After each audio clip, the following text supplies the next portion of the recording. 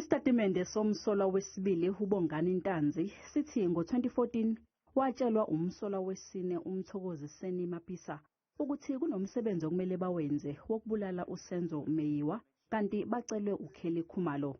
Uthi-ke bathi mabefika nje endlini yesigameko baphoqa ababephakathi ukuthi babanike omakhalekhukhwini. uMeyiwa wasukuma wazama ukulwa nabo nokuyilapho-ke adubuleka khona. Ngiye ngatshelwa ukuthi umuntu obekade kwamele asuswe kwakade kuSenzo Mayiwa.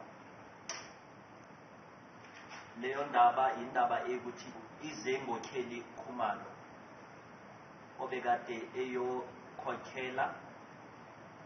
eyokhokhela ngalo msebenzi wonke. Isitatimende somsolwa wokuqala uMuzi Sibiya sifundwe yiphoyisa uKhenele Mhlanganyelwa Mbotho nokunguyena wasithatha. Kuso kubhalwe ukuthi uSibiya wathola ucingo olwalivela kubangani bakhe bemtshela ukuthi kunomsebenzi okumele bawenze.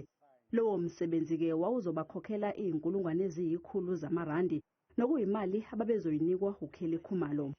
Ngabuza-ke ukuthi bese bashilo ukuthi kwamele bazokhokhelwa malini, bathi yebo bona bese sebakhulume ukuthi bazokhokhelwa imali elingana no-100,000 imali ebekade izonikwa uMakho noMakhimbi ukuthi kubulawe.